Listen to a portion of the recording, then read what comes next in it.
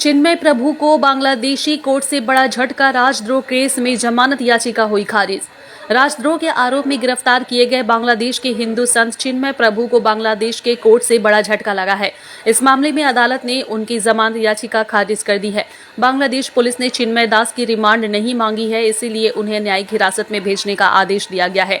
Court ने यह भी कहा है कि उन्हें जेल में ही सभी धार्मिक लाभ दिया जाए। आपको बता दें कि चिन्मय प्रभु को 25 नवंबर की दोपहर ढाका के हजरत शाहजलाल हवाई अड्डे से अरेस्ट किया गया था। बता दें, यहां पे एक रैली के दौरान कुछ युवाओं ने बांग्लादेशी झंडे के ऊपर भगवा झंडा लगा दिया था। रैली में हुई इस घटना को ही बांग्लादेश की पुलिस ने चिन्मय प्रभु की गिरफ्तारी की वजह बनाया है। बांग्लादेश की पुलिस का कहना है कि इस तरह देश के राष्ट्रीय ध्वज का अपमान किया गया है। इधर चिन्मय कृष्णदास की गिरफ्तारी से बांग्लादेश में फिर से उबाल आ गया है। चिटगांव जाने के रास्ते में ढाका पुलिस के जासूसी विभाग ने उन्हें अरेस्ट किया है। इसके विरोध में चिटगांव और बांग्लादेश के विभिन्न हिस्सों में विरोध प्रदर्शन देखे जा रहे हैं। इस गिरफ्तारी पर इस्कॉन ने कड़ी प्रतिक्रिया जताई है और केंद्रीय सरकार से हस्तक्षेप करने की मांग की है। इस्कॉन का आरोप है कि चिन्मय कृष्णदास पर लगाए गए आरोप आधारहीन हैं और उन्होंने बांग्लादेश सरकार से उन्हें तुरंत रिहा करने की अपील की है। বাংলাদেশিদের উপরে ঘটে চলছে যে অত্যাচার দিন দিন বেড়েই চলেছে। বিশ্বব্যাপী এর বিশেষ প্রতিবাদ এবং অতি সত্বর গতকাল গ্রেপ্তার হওয়া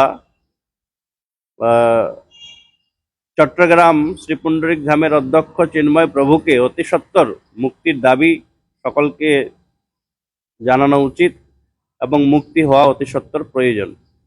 কেননা বাংলাদেশে যেভাবে সাম্প্রদায়িক হামলা একের পর এক ভয়াবহ, কয়েকদিন আগে আমরা শুনেছি খবরে চট্টগ্রামে ভয়ঙ্করভাবে হিন্দুদের উপর হামলা হয়েছে এবং বিভিন্ন জায়গায় এটা হয়েই চলেছে। এর জন্য না হয় সেই জন্য আমি তীব্র নিন্দা করছি এবং তীব্রভাবে প্রতিবাদ জানাচ্ছি যেন অতি সত্বর এই সাম্প্রদায়িক হামলা শেষ হয় এবং সম্প্রীতি ফিরে আসে। আমরা অবশ্যই পথে নামব এবং পথে নামাই উচিত। সকলকে এই পথে আমাদের নামতে হবে। প্রতিবাদ আমাদের মহাপ্রভু শিখিয়েছেন যে প্রতিবাদ করতেই হবে। প্রতিবাদ ছাড়া কখনো নিজের ধর্মকে রক্ষা করা যাবে না। নিজের ধর্ম এবং নিজের সনাতনীদের জন্য আমাদেরকে অবশ্যই প্রতিবাদ করতে হবে। আমরা যতটা নিউজে শুনছি তাতে তো সনাতনীরা ভয়াবহ একটা দুর্বিষহ অবস্থায় রয়েছে। এখানে কারোই কোনো সিকিউরিটি নাই। প্রতিদিনেই প্রায় বিভিন্ন জায়গায় আগুন দেয়া হচ্ছে, বিভিন্নভাবে প্রতারণা করা হচ্ছে। ওখানে লাভ জিহাদ বা হিন্দু মহিলাদেরকে অত্যাচারিত করা হচ্ছে, তাদেরকে বিভিন্নভাবে প্রতারিত করে বিবাহ করা হচ্ছে। এইভাবে হিন্দু অত্যাচার চলেই যাচ্ছে।